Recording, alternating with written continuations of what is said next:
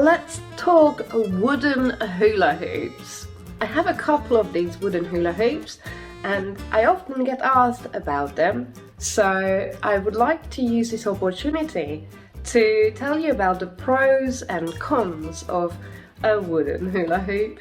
First of all, I have a lot of hula hoops, but if I would have to choose which ones I would go for, I would choose wooden. You may wonder, why would you even want a wood? The first and most important reason for me why I always wanted wooden hula hoops was it's more sustainable, it's plastic free. I have been a zero waster for quite a while. I care about the planet, and for me to have wooden hula hoops would have been amazing. But I have collected many plastic ones, and the reason for that is I have been hula hooping for so many years.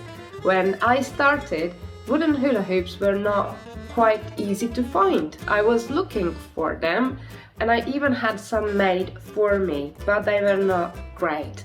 It took a while for me to find good ones. I only buy second-hand clothes because my vote is that I do not want to have a lot more clothes produced on this planet when we already have enough.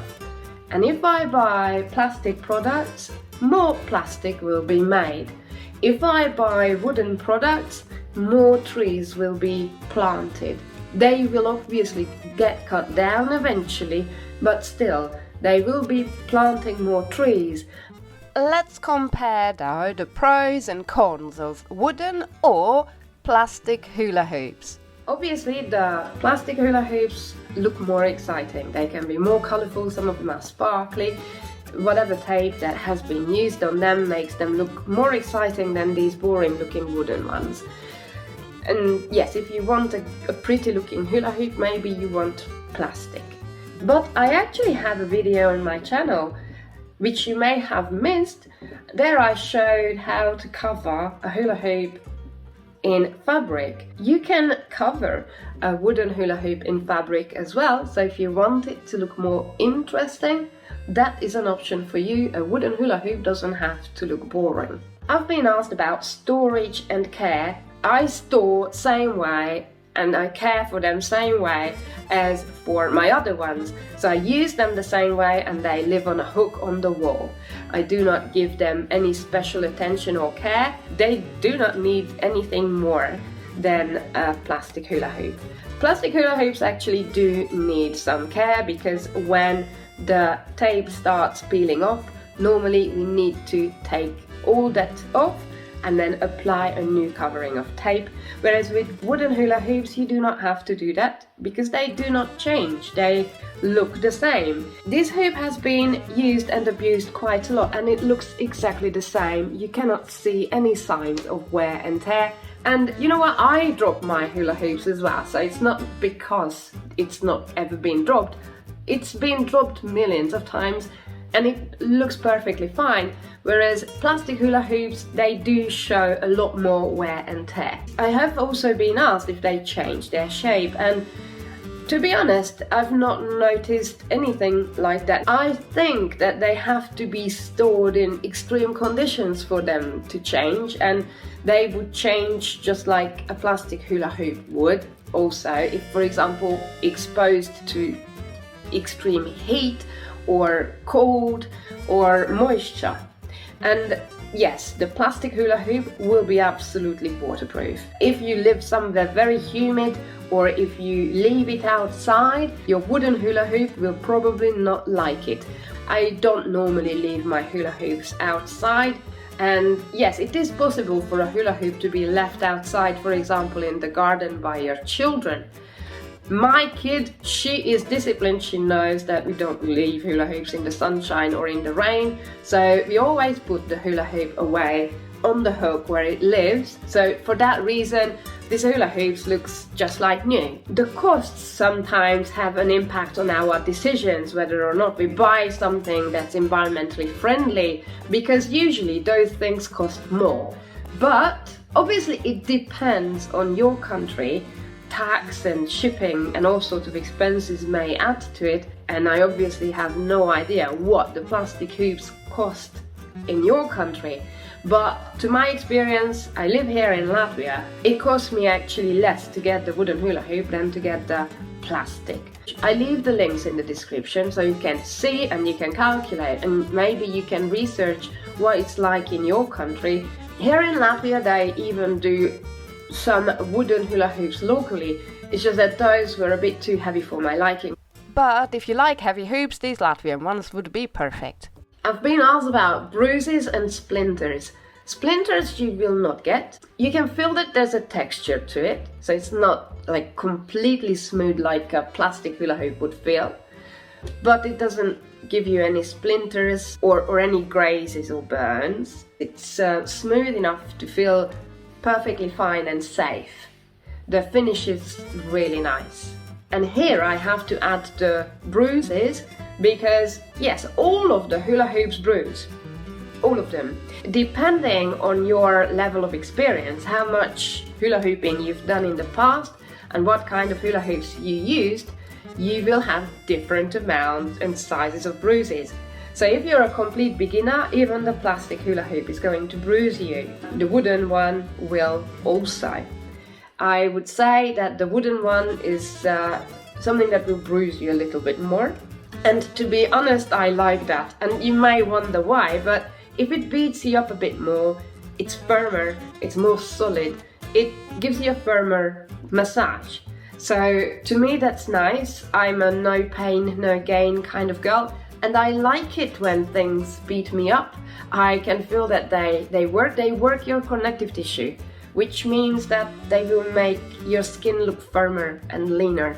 So you will see your muscles a bit more. So if you're hula hooping because you want it to get more toned, actually you're better off with a wooden hula hoop. Maybe initially you will have some bruises, but not significantly crazier than plastic hula hoops would give you. I already mentioned it doesn't give you splinters, it's smooth, but not as smooth as plastic. And at this point I would have to point out it's awesome. It's a lot better than any other hula hoop, because with plastic hula hoops or even metal, what you would find is when you're learning leg hooping or shoulder hooping, grip is very important. In the hooping community we talk about grip all the time, and this is why we use grip tape on plastic hula hoops, because they would slide. Well, the wooden hula hoop doesn't slide, it has amazing grip. So what you may find is, even if some of the moves with a plastic hoop you can only do with your skin exposed, so like in shorts you can leg hoop, with a wooden hula hoop you can wear long trousers if you want, because it has amazing grip on any surface. So it's fantastic. You do not need any grip tape of any kind, it will stick to you. Another amazing thing about the wooden hula hoop is that I'm not sure if you have ever experienced hooping in very cold or very warm temperatures.